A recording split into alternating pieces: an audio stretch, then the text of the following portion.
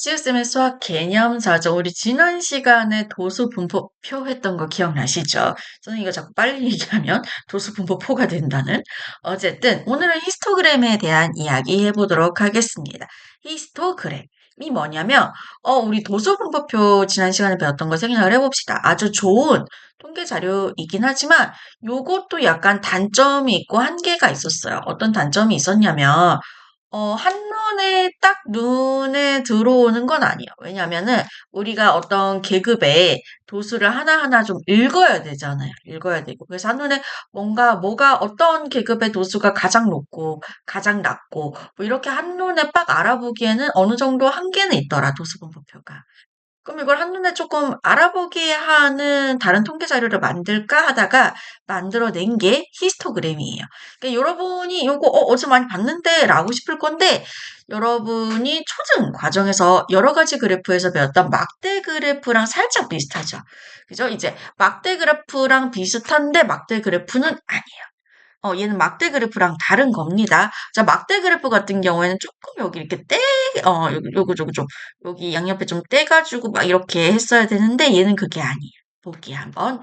자, 히스토그램 정확한 정의를 보시면 가로축, 가로축. 우리가 1학년 과정도, 1학년, 지금 1학년이죠. 1학년 1학기 과정에 좌표평면 이야기도 했었잖아요. 그죠? 요거를 우리가 X축, Y축 이렇게 이야기할 수가 있는데 여기서는 가로, 세로축이라고 이야기를 한번 해볼게요. 가로축에는 무엇을, 계급을, 세로축에는 무엇을, 도수를 표시를 해가지고 우리 도수분포표, 이 도수분포표에 대한 자료를 직사각형, 요렇게 직사각형이죠. 직사각형. 이렇게 직사각형 모양으로 나타낸 그래프를 히스토그램이라고 불러줍니다. 그럼 요거의 장점이 뭐냐? 어떤 이제 도수분표표를 이렇게 만들면, 요 계급이, 도수가 가장 많네. 요 계급이 도수가 가장 적네. 요렇게 분포 상태. 즉, 특성을 먼저 볼게요.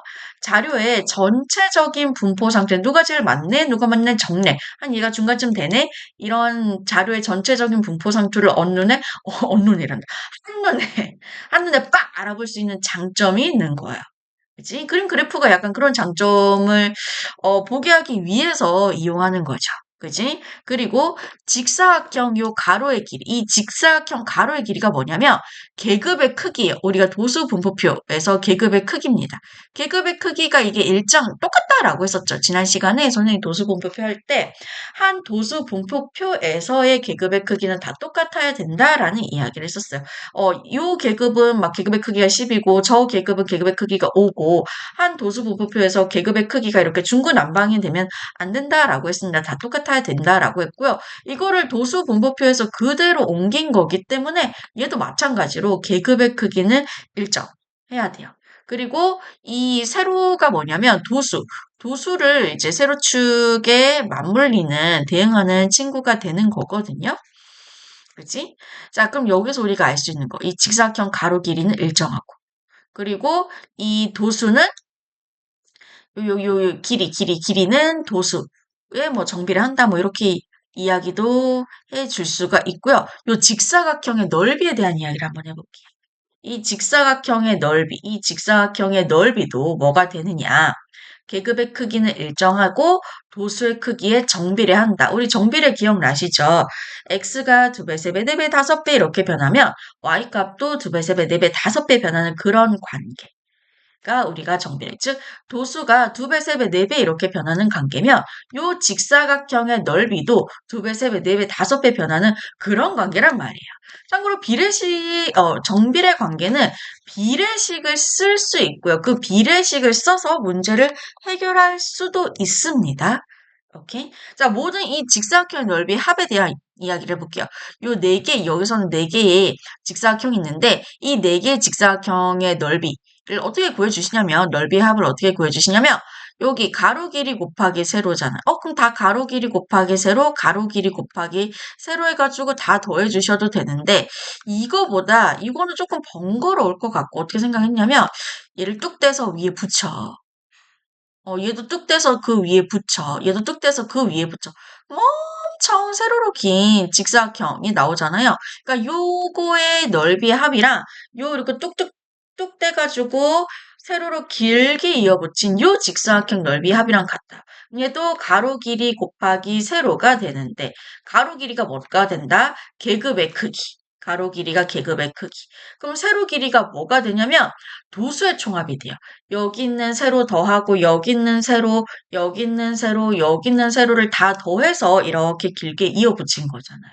그래서 세로의 길이의 총합은 도수의 총합이 됩니다. 아하, 이거 직사각형 넓이의 합을 구해줄 때는 계급의 크기랑 도수의 총합을 곱해주면 되는구나 라고 이야기를 해줄 수가 있는 거죠. 오케이? 다시 한번 정리를 하자면 이 히스토그램은 자료의 전체적인 분포 상태를 한눈에 알아볼 수 있다라는 장점이 있는 거고요. 이 직사각형의 넓이는 각 계급의 도수에 정비를 하고요. 직사각형 넓이의 합은 계급의 크기 곱하기 도수의 총합이 된다는.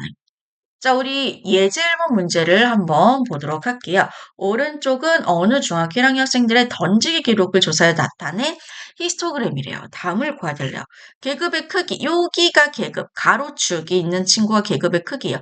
그럼 15에서 20까지, 20에서 15를 빼면 되겠지. 그치? 그럼 계급의 크기는 5. 단위 붙여주세요. 여기 있는 미터 붙여주시면 돼요. 계급의 크기는 5미터 이렇게 해주시면 되고, 계급의 개수, 하나, 둘, 셋, 넷, 다섯, 여섯, 일곱. 요거 계급의 개수 7개라고 이야기해 주시면 돼요. 전체 학생 수는 모든 도수의 총합이죠. 도수를 달고 보면 되는 거지. 얘는 1명, 얘는 3명, 얘는 8명, 얘는 9명, 얘는 10명, 얘는 7명, 야는 2명 이렇게 되겠지. 그럼 요것들을 다 더해 주셔야 되는데 우리는 교환결합 법칙을 배운 사람들이잖아요. 그래서 그거를 적절하게 이용을 해주시면 계산을 빨리 갈 수 있어요. 우리가 10단위로 좀 보이게끔 교환결합을 이용해볼까? 얘네들 이렇게 계산해 주시면 10이 되고, 그리고 9랑 1을 더해 주시면 10이 되고, 그지? 그 다음에 10이랑 3을 더해 주시면은 10이 되고, 10 더하기 10 더하기 10, 마지막 남은 10을 다 더하면 몇 명? 40명, 이렇게. 이도선이 안 되겠다. 그럼 옆에서부터 숫자적으로 계산하셔도 되는데, 더하기 빼기, 더하기 빼기, 요 더하기 덧셈 계산에서는요, 교환결합 법칙을 적절하게 이용을 해주시면 계산이 훨씬 수월하게, 빨리 정확하게 갈 수 있다는 또 기억을 해주세요. 자, 요거 장점이죠. 히스토그램의 장점. 도수가 가장 큰 계급, 도수가 가장 큰 거, 요거 맨 위에 올라와 있는 요거잖아요. 그때의 계급을 보시면 어떻게 해주시냐? 35m 이상, 40m 미만이라고 해주시면 돼요. 자, 모든 직사각형의 넓이의 합은요. 가로 곱하기 세로. 여기 있는 요것들을 다 세로로 길게 이어 붙여가지고 가로 곱하기 세로 해주실 건데 그때 가로가 여기 계급의 크기잖아요. 그게 5m가 되는 거고 곱하기 그 다음에 세로의 길이가 도수의 총합. 여기 도수의 총합. 도수의 총합이 전체 학생 수랑 똑같기 때문에 곱해주시면 되겠지.